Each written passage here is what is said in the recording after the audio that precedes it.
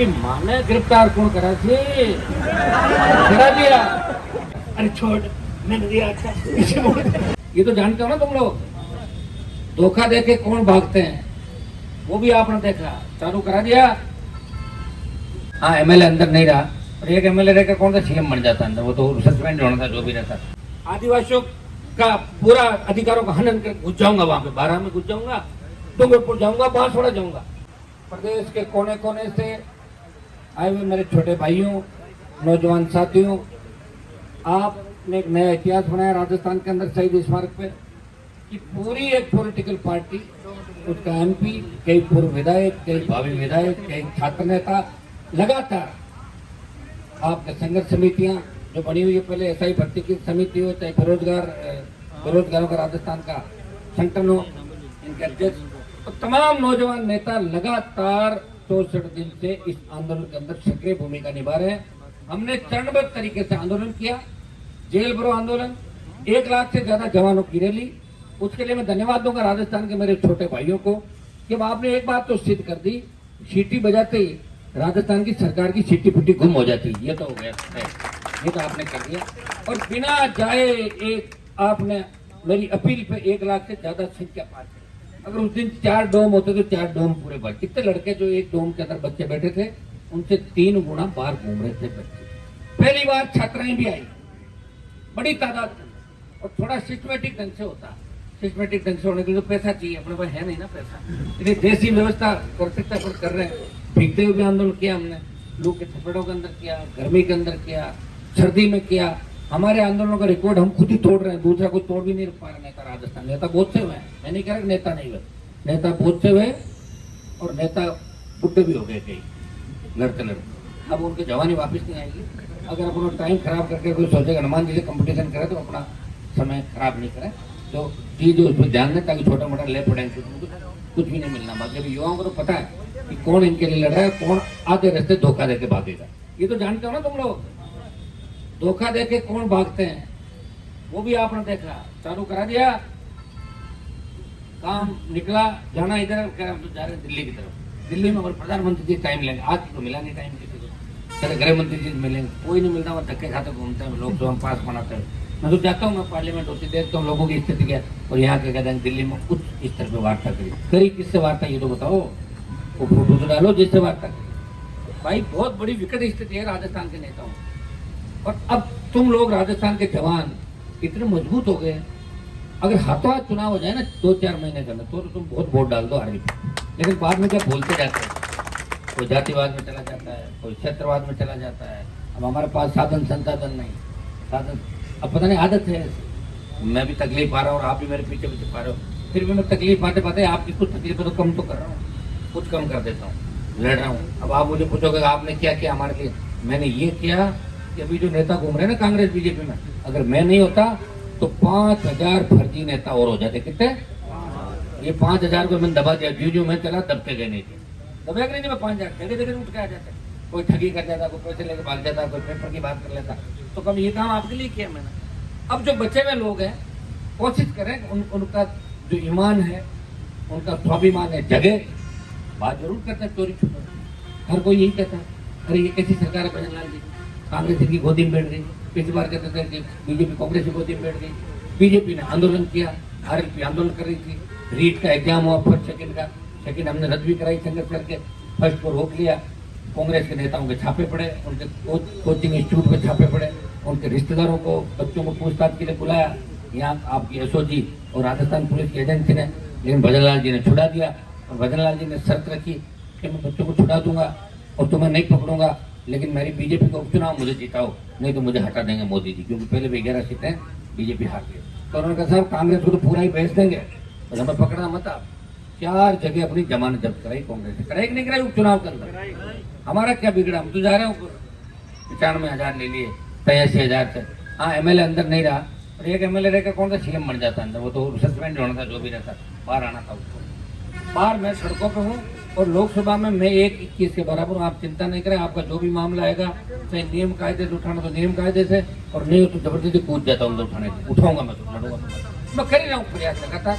उसका परिणाम ये है कि चाहे किसान आंदोलन में जो जीत हुई देश के किसानों की, तो राजस्थान को याद किया जाता है कि राजस्थान का शाहजहांपुर बॉर्डर एनडीए से हनुमान बेनीवाल अलग हुए, जो राजस्थान के जवान किसान की राष्ट्रीय लोकतांत्रिक पार्टी के अध्यक्ष हैं। उन्होंने किसानों के लिए मोदी की सत्ता को ठोकर मारी, एक पंजाब के मंत्री ने मारी और एक सांसद ने ठोकर मारी। अब रही अग्निवीर की बात, सेना के सम्मान के लिए लड़ रहा हूँ। मुझे पता है मोदी जी की प्लानिंग क्या है। मोदी जी की प्लानिंग ये है कि सारी सेना को अग्निवीर और ठेके पे दे दो, ताकि जितने भी रेजिमेंट बनी हुई है रेजिमेंटों से उनको चिड़ है। Jat regiment, Sikh regiment, Rajputana rifle, चाहे आपकी डोगरा, चाहे मराठों की हो, चाहे मद्रासी हो।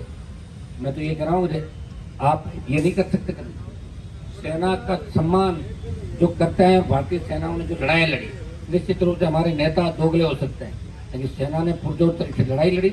नरेंद्र मोदी की जब सरकार आई तो लोगों को लगा कि 2014 में कि अब सादत बंद हो जाएगी, अब देश ठीक हो जाएगा।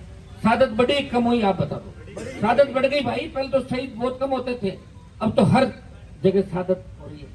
बच्चे किनके? हमारे बच्चे किसानों के। आनंद कौन ले रहा है सत्ता का? दूसरे लोग, जिनकी संख्या नहीं देश के अंदर वो देश चला रहे, जिनकी संख्या नहीं प्रदेश के अंदर प्रदेश चला रहे। हमारा काम रह गया लोगों की रैलियों में भीड़ इकट्ठी करना और छोटे मोटे काम के लिए सचिवालय के चक्कर लगाना। उनको पता है कि इससे राजी ये लोग, और ज्यादा कुछ नहीं करेंगे। एक बार इस पार्टी को जिताएंगे, एक बार इसको आदत होगी ना अपनी, तो सरकार ने भी आदत पहचान ली, इसलिए आपको कोई सीरियस ही नहीं ले रहा है। लोग तो मुझे भी कहते थे, जब मैं 8-9 में वसुंधरा से लड़ा, लोग कहते ये कौन सा लड़ेगा, थोड़े दिनों बाद शामिल हो जाएगा वापस मेरी तरफ। अब वो लोग कह रहे कैसे लड़ लिए, 13 में बोले इनकाउंटर करा देगी वसुंधरा, हनुमान तो जिंदा ही नहीं रहेगा। बैठा हूँ ना, कितना आ गया 8 से, अब 25-17 साल तो हो गए लड़ते हुए मुझे।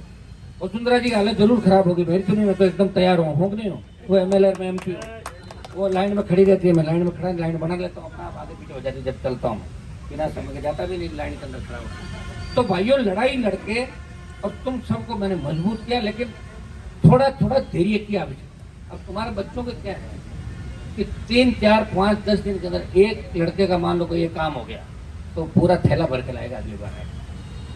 ये थैले में क्या है? बोले काम है। क्या? ट्रांसफर। थैले क्या करते हो? MLA? बोले नहीं। तो क्यों लेके घूम रहे ट्रांसफर? अपना काम नहीं। ट्रांसफर कराएंगे बीजेपी के लोग। कौन कराएंगे? बीजेपी के लोग। और अड़ जाए, यूँ तो हर कोई अर्जी लिखता है कि मेरी पत्नी में मौसम ठीक नहीं है, मेरी पत्नी पर मुझे एलर्जी है, दादी जी बीमार है, घर पे पिताजी बीमार है, गरीब परिवार में, तो सभी गरीब है, मैं कौन सा अमीर हूँ। ये तो अर्जी अपन सब लिखते थे, जब स्कूल में पढ़ते थे तो अर्जी लिखते थे, मैं गरीब परिवार हूँ, घर पे मेरी फीस माफ करें। सुनो, हर आदमी एक अर्जी लिखता है, बस मुझे मेरे घर के पास वाली में लगाओ, स्कूल में, गाँव में लगाओ। मैं नौकरी लगूंगा 12 के अंदर, आदिवासियों का पूरा अधिकारों का हनन कर घुस जाऊंगा, वहां पे 12 में घुस जाऊंगा, डूंगरपुर जाऊंगा, बांसवाड़ा जाऊंगा, और मुझे हाथों हाथ डेपुटेशन पे यहाँ ले आओ, और यहाँ भी ड्यूटी पूरी नहीं करूंगा, रजिस्टर में मैं हाजिरी दूंगा। भाई साहब, आप फोन कर दो स्कूल के प्रिंसिपल को कि मैं लेट आऊंगा, और बस मैं देख रहा हूँ ना सारा। फिर पता लग गया कोई कबाड़ा कर दिया। ये हालत है, कैसे आप बताओ सुधरेगा कैसे नौजवान, ये तो बताओ मुझे। हमेशा पीछे वाले को देख के चलो आगे, पीछे जो रोड पे रह रहा है ना, जो नौकरी के लिए परेशान, उसको देखो। अगर नौकरी बांसवाड़ा में करनी कर लो, बांसवाड़ा में 2 साल, कौन सा फर्क पड़ रहा है। मैं घूम रहा हूँ ना 25-30 साल से, मुझे क्या मिल गया? MP MLA तो लगा आगे पीछे, और कोई कलम तो नहीं चली ना अभी तक। हिम्मत रखो, जरूरी काम जहाँ हो वहाँ मुझे आधी रात को बता दो, वो मेरी ड्यूटी कराना है। और आपको पता मैं कितना ही भाषण दूंगा, तुम कोई काम लाना मेरे पास बंद करोगे नहीं, तुम्हारी आदत है, पूरा थैला भर के लाओगे।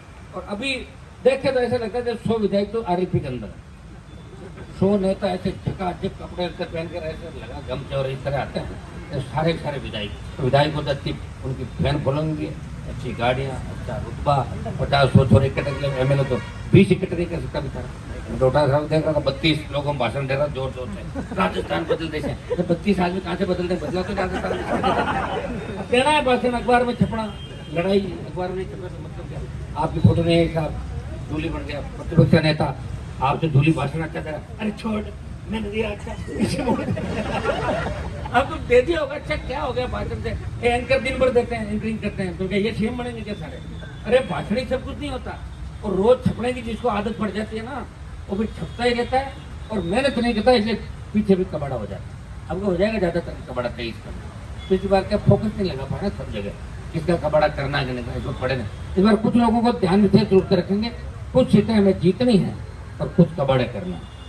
ये इधर और एक कबाड़े वाले वहाँ पहले तैयारी चालू कर दी हमने, ताकि ऐसा नहीं रहे 5-9 बजे बांसुरी में विधानसभा में पहुंचे और मैं उनकी बकवास सुनने को मिले। जैसे 2, 5, 10 लोग हैं, पहले कईयों को मैंने ठीक किया, हवा में उठते थे 100 फुट और राजस्थान में किसी को नहीं समझते कि माने गिरफ्तार कौन करा दिया,